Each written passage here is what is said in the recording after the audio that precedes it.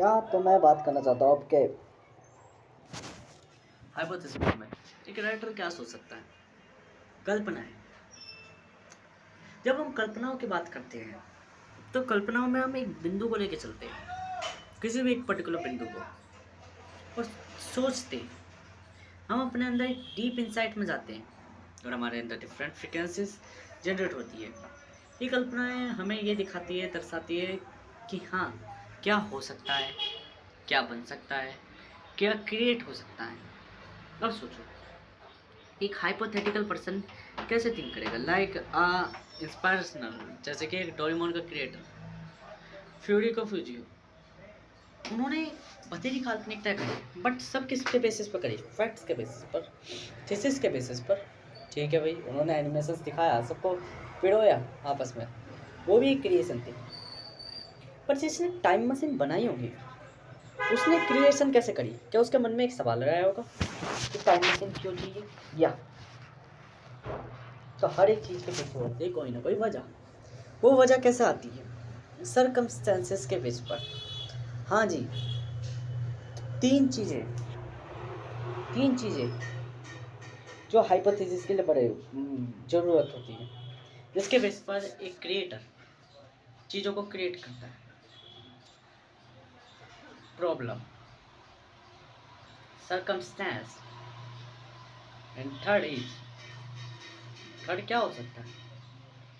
Problem, समस्या, उसको दिक्कत क्या है? सर्कमस्टेंस, उसने ऐसा कौन सा फैक्टर है जो उसे तंग कर रहा है आसपास के वातावरण में?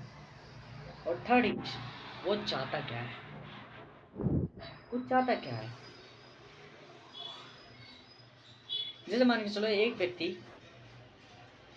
जो कि एक प्रेमिका से प्यार करता है, एक काल्पनिक वैज्ञानिक, हमेशा ध्यान रखना लव में पड़ा होगा, बिकॉज क्योंकि जब तक वो प्यार में नहीं पड़ा होगा, प्यार एक इतनी गंदी चीज़ है कि व्यक्ति उसमें सब कुछ भूल जाता है, अपना लॉजिक भूल जाता है। सबसे बड़ी चीज़, वो अपनी सोचने समझने की दुनिया भूल जाता है, वो काल्पनिकता में जीने लग जाता है।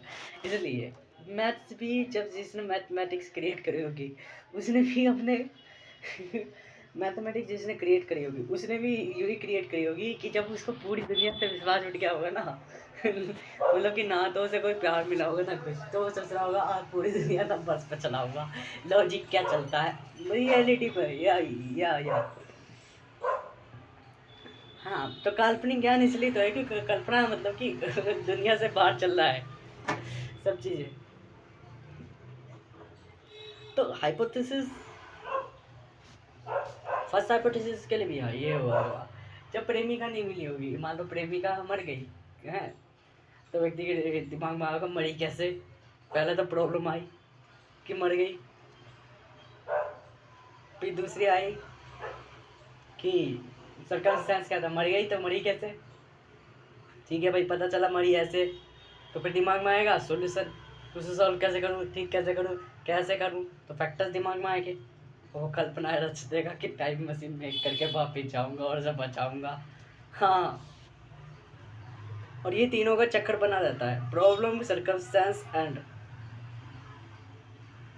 Solution.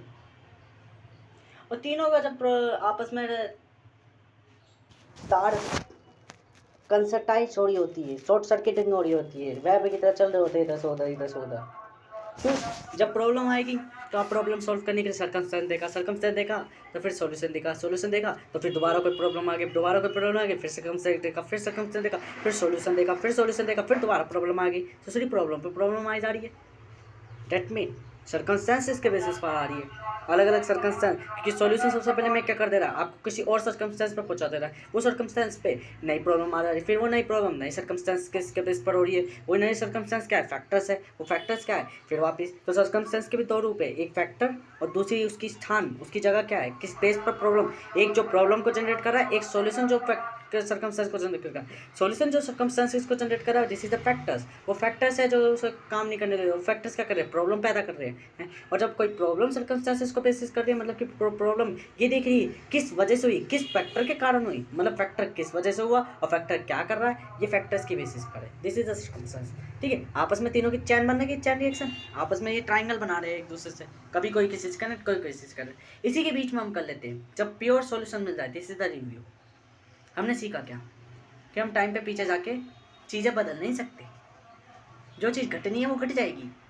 This is the review. और मैंने पहले बताई थी, judgement, argument, logic and fact और सॉल्यूशन एंड रिव्यू, वही चार प्रणाली है, क्रिएटर, ऑपरेटर, वॉचर और कंट्रोलर। जब कोई चीज़ प्रॉब्लम है तो मतलब आप चीज़ों को क्रिएट करोगे, फिर जब आप सर्कमस्टेंसेस पे पूछोगे तो आप चीज़ों को ऑपरेट करोगे, देखोगे क्या हो क्या रहा है। जब आप ऑपरेट कर लोगे फिर आप सॉल्यूशन देखोगे। सॉल्यूशन क्या करोगे, आप कंट्रोल करने की कोशिश करोगे। जब कंट्रोल नहीं होगा तो आप अपने कहोगे मैं जा रहा भाड़ पे, मैं रिव्यू करूँगा, मैं वॉचर करूँगा, मैं देखूंगा कि हो क्या रहा है, रियलिटी पे ऐसा क्यों नहीं हो पा रहा कि मैं बचा नहीं पा रहा। This is the time machine hypothesis.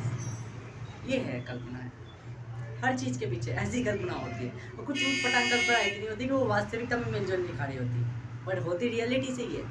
काल्पनिकता के पर्दे इतने छा जाते हैं कि पीछे का दिखता ही नहीं कुछ, पर्दों की लेयर से इतनी पास जाती है कि सामने की लेयर ही ऐसे लगने लगती है हकीकत है, पीछे की रियलिटी नहीं दिखती। पर कहीं ना कुछ प्रॉब्लम सर्कमस्टेंसेस पाई होगी।